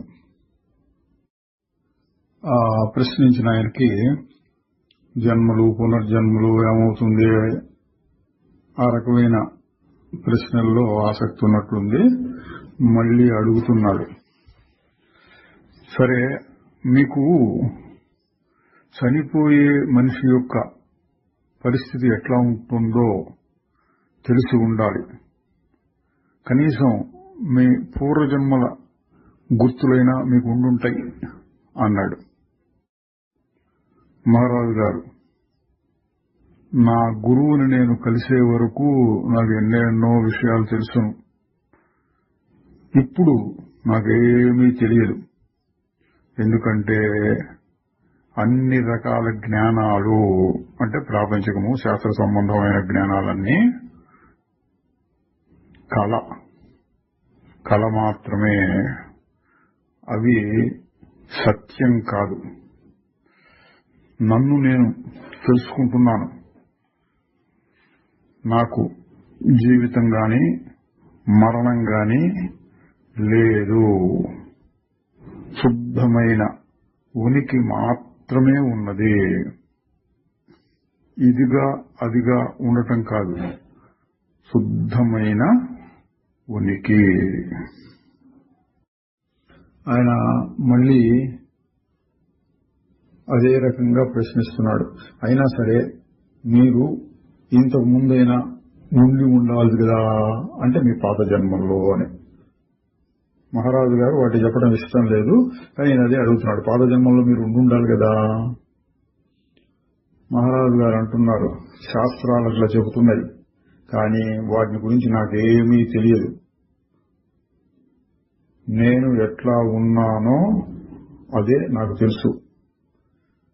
ఇంతకు ముందు ఎట్లా ఉన్నాను, ఇక ముందు ఏం జరగబోతోంది, అవి నా అనుభవంలో లేవు అని మహారాజు గారు తమ స్థాయిలోనే చెప్తున్నారు. భూతకాలం లేదు, భవిష్యత్తు లేదు అన్నట్టు. ఇంకా అంటున్నారు, ఊరక ఉండటానికి నా భూతకాలము భవిష్యత్తు అవసరం లేదు. అన్ని అనుభవాలు ఊహల వల్లనే కలుగుతున్నాయి, నేను ఊహించుకోను. కనుక నాకు పుట్టుక లేదు, చావు లేదు. చూడండి, పుట్టుక అనేది ఊహే. ఎందుకు? అనుభవం నీకున్నదా? మనం ఎప్పుడు పుట్టాం, ఎట్లా పుట్టాం. అట్లాగే చనిపోవడం అనేది మన అనుభవం లేదు. వాళ్ళు వీళ్ళు చనిపోతుంటే చూసి నేను కూడా చనిపోవాలి కదా అని ఊహ. అది చెప్తున్నారు. పుట్టుక సావులు అనేవి రెండు కూడా ఊహలే, కనుక నాకు వాటితో సంబంధం లేదు. నేను పుట్టాను అనుకున్న వారే పునర్జన్మ గురించి ఆలోచిస్తారు. నేను పుట్టాను అని నువ్వు నా మీద నేరారోపణ చేస్తున్నావు, చమత్కారంగా అంటున్నారని. నువ్వు నా మీద పుట్టడం అనే నేరాన్ని ఆపాదిస్తున్నావు. నేను ఏ అపరాధము చేయలేదు అని ధైర్యంగా చెబుతున్నాను. అన్ని పదార్థాలు ఆ శుద్ధ చైతన్యంలోనే ఉనికిని కలిగి ఉంటున్నాయి. ఆ చైతన్యానికి చావు లేదు, పునర్జన్మ లేదు.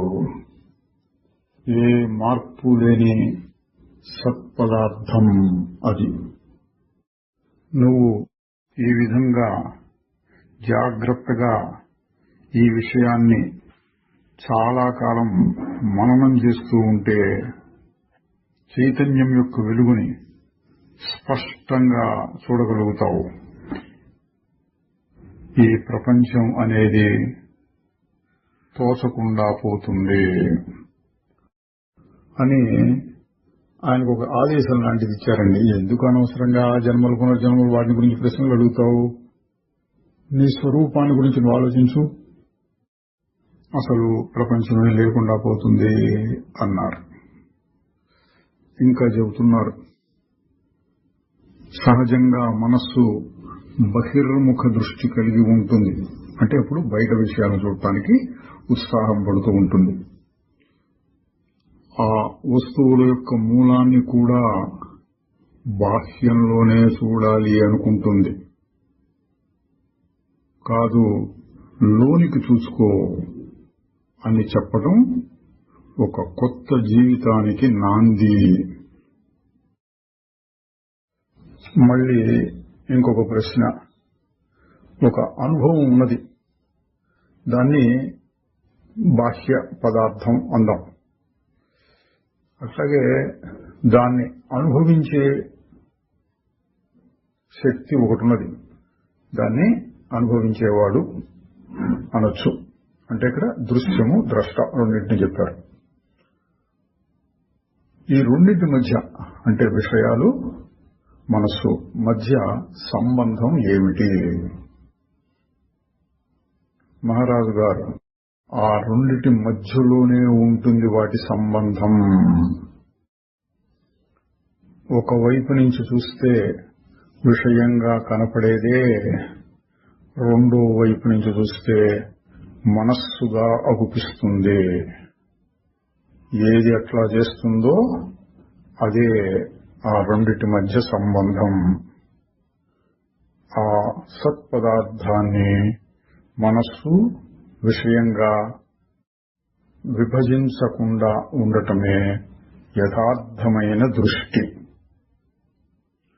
ఇక్కడ చూడటం అంటే సంస్కృతంలో చెప్తే దర్శనం మాత్రమే ఉన్నది. చూచేవాడు, చూడబడేది రెండు అందులోనే ఉన్నాయి. వాటి మధ్య భేదాన్ని కల్పించకు, ఎందుకంటే వాటికి ఏ భేదము లేదు. ఈ సందర్భంలో మనం యోగ వాసిష్టంలోని ఒక శ్లోకాన్ని గుర్తు తెచ్చుకోవచ్చండి. సిద్ధగీత అని వస్తుంది జనక మహారాజు కథలో. అందులో ఒక సిద్ధుడు ఇట్లా చెప్తాడు, ద్రష్ట, దృశ్యము, దర్శనము అనే మూడింటికి మూలంగా, దాన్ని అక్కడ దర్శన ప్రథమాభాసం అన్నాడు. మూడింటికి మూలంగా ఏది ఉంటుందో అది ఆత్మ అన్నాడు. అంటే శుద్ధ చైతన్యం ఉన్నది. అందులో మార్పు వచ్చి చూడబడేవాడు, చూసేవాడు, చూడటం అనే పని మూడుగా బయటకు వస్తుంది. ఇదేమిటని మనం కంగారు పడక్కర్లేదు. తేలిక అర్థం కావడానికి సుషుప్తి, స్వప్నం ఈ రెండింటినీ చూడండి. గాఢ నిద్రలో ఏమీ లేదు, ఉత్త చైతన్యం అందాం. అందులో ఎందుకో చిన్న చలనం వచ్చింది. వెంటనే నేను చూస్తున్నాను ఫలానా దాన్ని అనేటువంటి అనుభవం కలుగుతోంది. అంటే ద్రష్ట, దర్శనం, దృశ్యం మూడు అగుపిస్తున్నాయి. స్వప్నం రాగానే మూడు ఒక్కసారే వచ్చినాయి. అది మహారాజు గారు చెప్పింది కూడా అదే. చూడబడేది, చూచేవాడు, చూడటం అనే పని. ఇందులో ఉన్నటువంటి చైతన్యాన్ని తెలుసుకో. అంతా ఒకటే, భేదాన్ని సృష్టించుకోకు. తరువాత అధ్యాయం 57. ప్రశ్న: మీరు ఇక్కడ కూర్చోనుండి మీ లంచ్ కోసం ఎదురు చూస్తున్నట్లుగా కనిపిస్తోంది. మీరు కూడా నాలాగే ఆకలి దప్పికలతో ఉంటారా?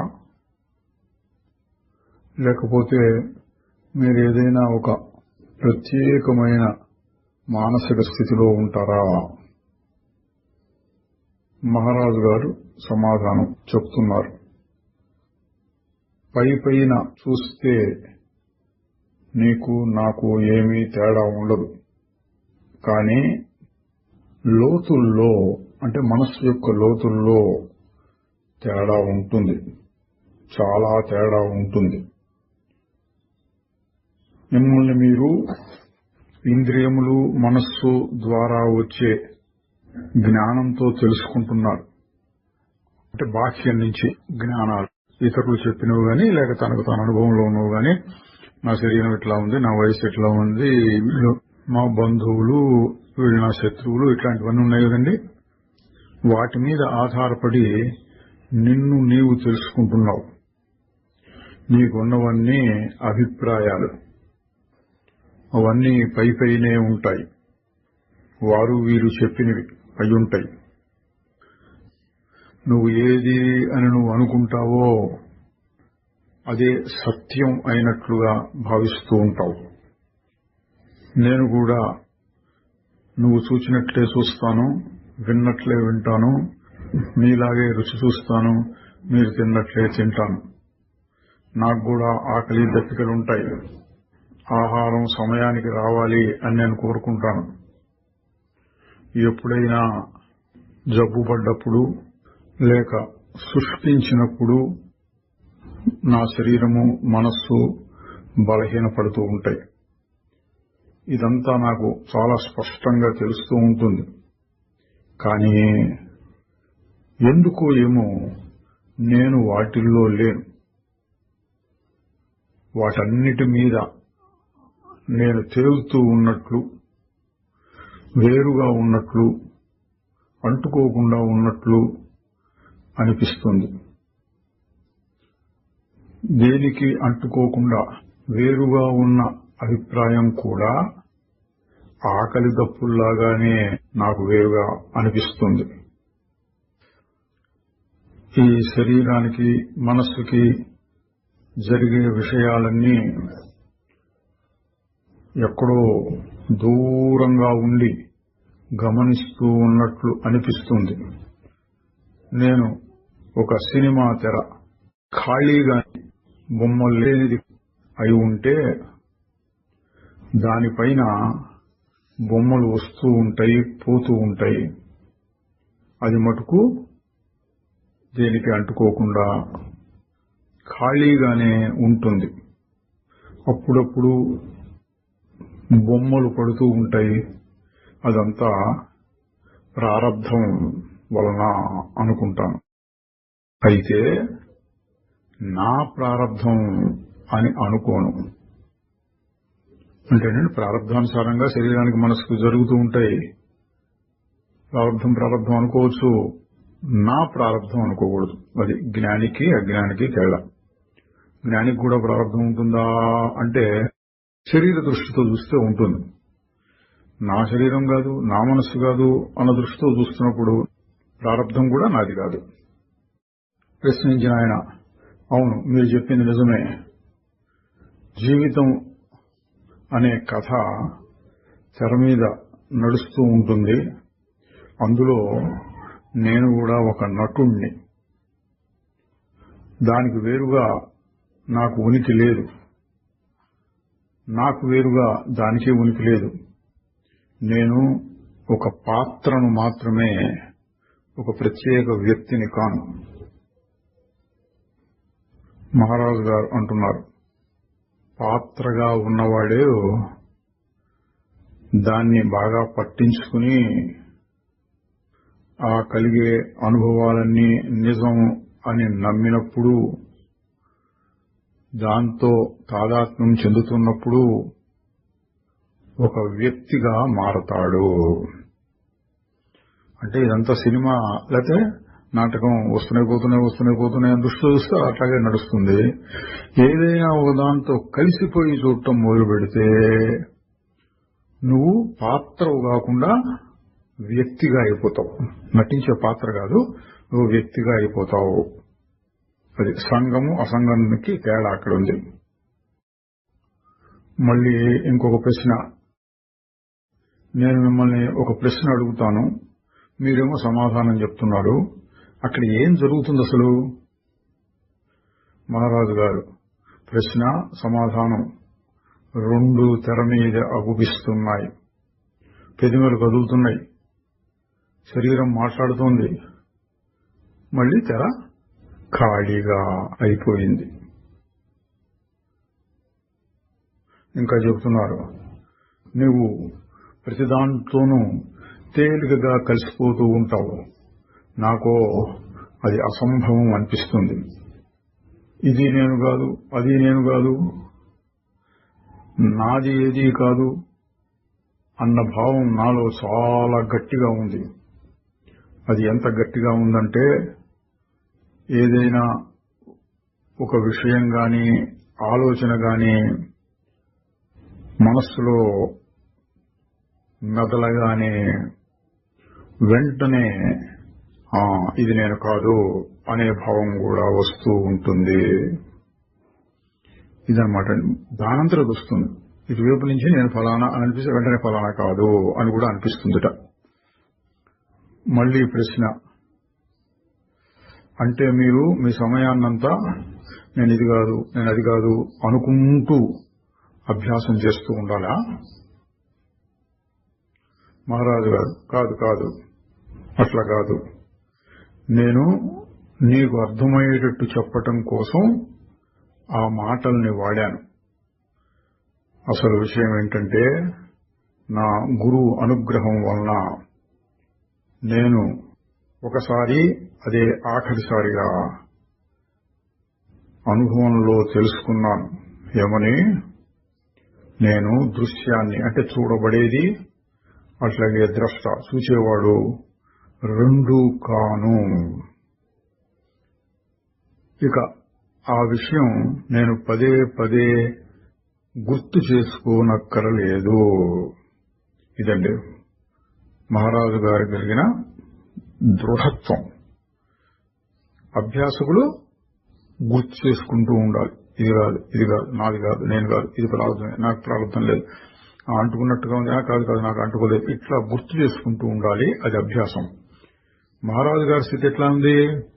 ఒకసారి నాకు అటువంటి అనుభవం కలిగింది, ఇక అది వదల్లా, నేను గుర్తు చేసుకోవాల్సిన అవసరం లేదు, అదే గుర్తులో ఉంటోంది.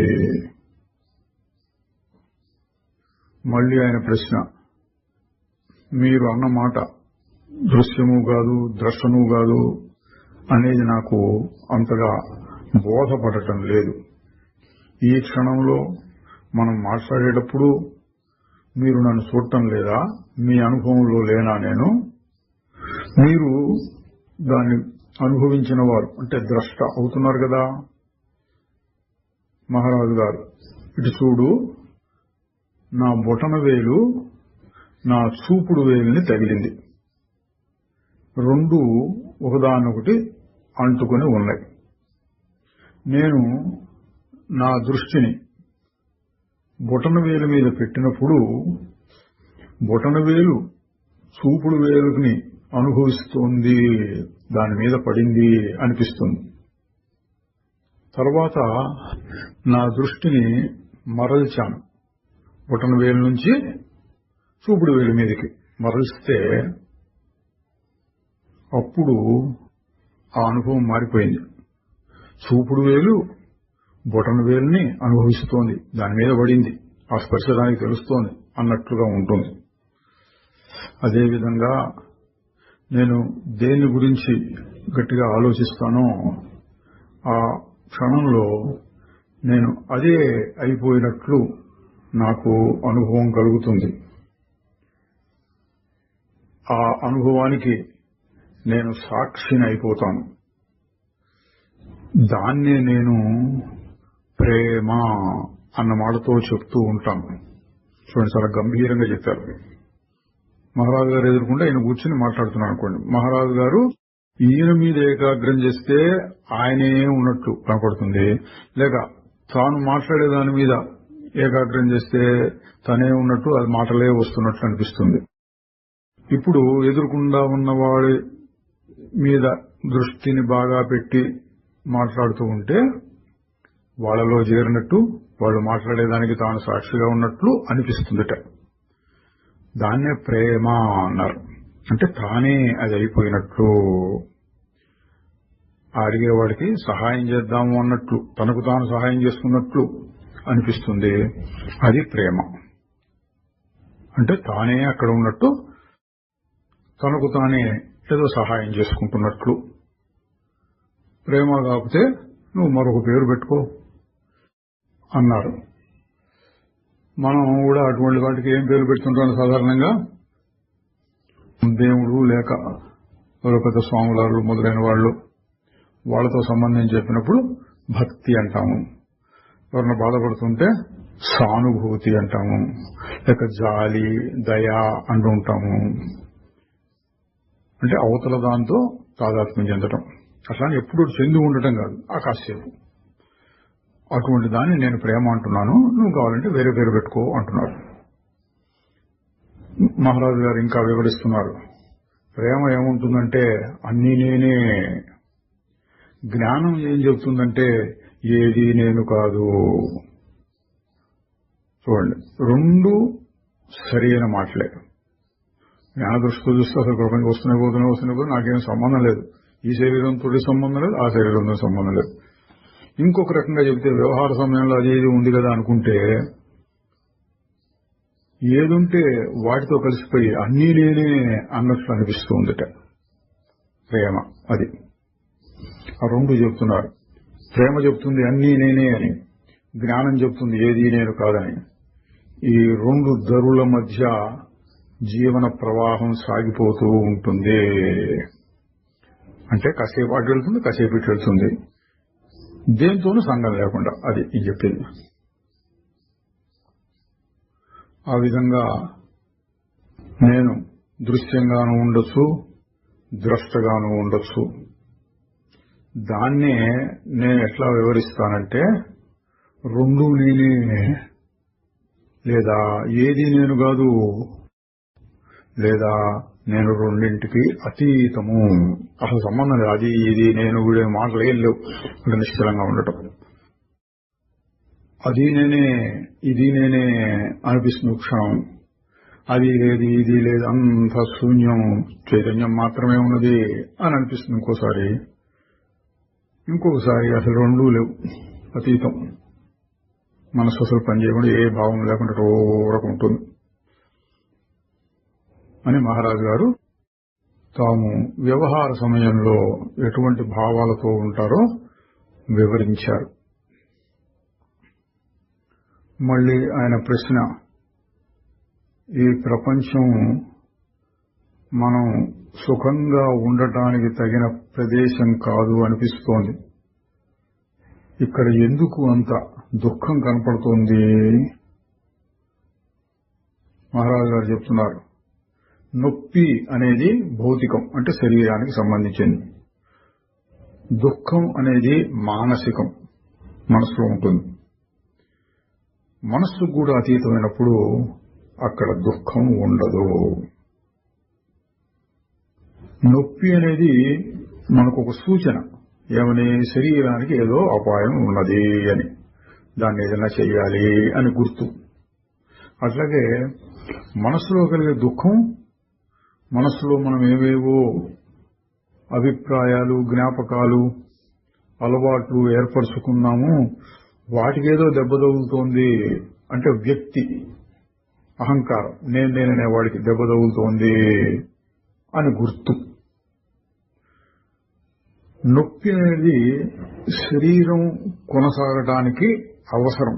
అంటే నొప్పి పుడితే దానికి మనం ఏమైనా చేస్తాం. నొప్పి అనేది లేకపోతే దాని అట్లా వదిలేస్తే అది క్షీణించిపోతుంది, చచ్చిపోతుంది. కానీ దుఃఖం అనేది తప్పించుకోవడానికి వీలు లేనిది కాదు.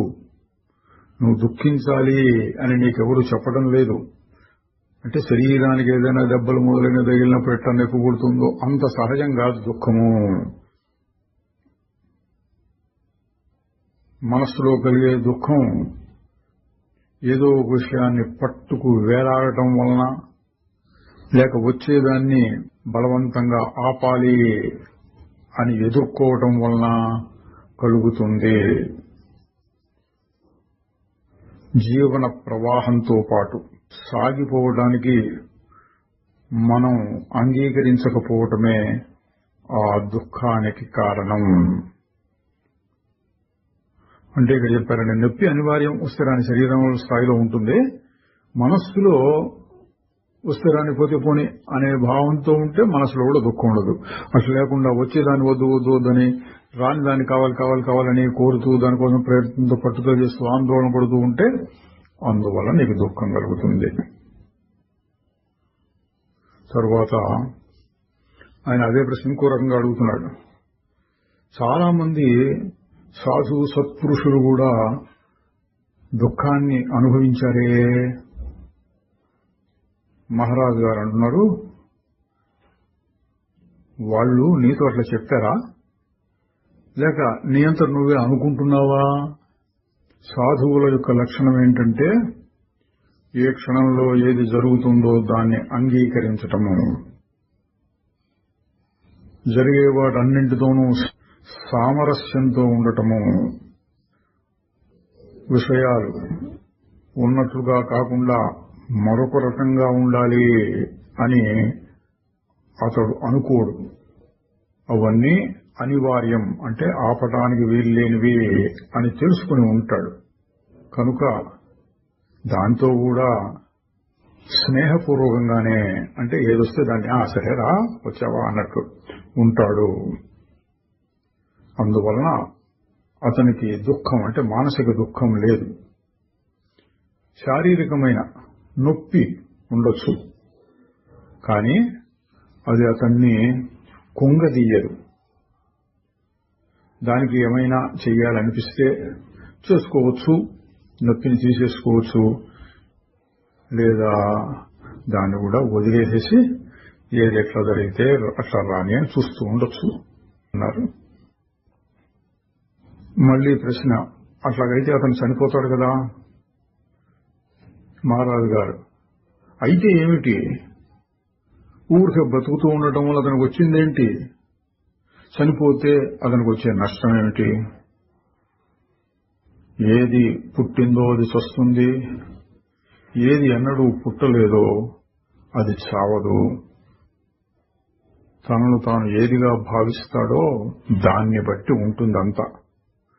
అంటే నేను ఆత్మస్వరూపం శుద్ధ చైతన్యం అనుకుంటే ఆ స్థాయిలో ఉంటాడు, పుట్టుక లేదు, చావు లేదు. నేను శరీరమైన స్థాయిలో ఉన్నవాడు ఆ పుట్టుక ఉంటుంది, చావు ఉంటుంది. మళ్లీ ప్రశ్న, మహారాజు గారికి వ్యక్తిగతమైన అడ్డు ప్రశ్నలు ఇస్తున్నాను. మీరు మరణం వస్తుందా అన్నంత పెద్ద జబ్బుతో ఉన్నారు, మీరు దాన్ని అంగీకరిస్తారా, వ్యతిరేకిస్తారా, ఏం బాధపడరా? మహారాజు గారు ఎప్పుడు చెప్పేటట్టే, నేను ఇప్పటికే చచ్చిపోయి ఉన్నాను, లేదా ఇంకా బాగా చెప్పాలంటే చావటమూ లేదు, బ్రతకటమూ లేదు, నేను ఉన్నాను అంతే. నువ్వు నా శరీరాన్ని చూసుకుని దానికి ఏవో అర్థాలు చెప్పి నాకు సమస్యని తయారు చేద్దాం అనుకుంటున్నావా? అది నీ సమస్య అవుతుంది. నాకు సమస్యలు లేవు, నేను వాటిని పరిష్కరించవలసిన అవసరమూ లేదు. అది ఇవో మహారాజు గారు చాలా జబ్బు చేసింది, మంచాన పడ్డారు అని నువ్వు అనుకుంటే నీకు సమస్య అవుతుంది, నాకు కాదు అంటున్నారు.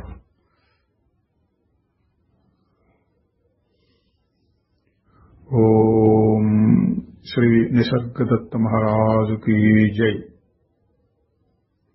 చిదానందరూప శివోహం శివోహం.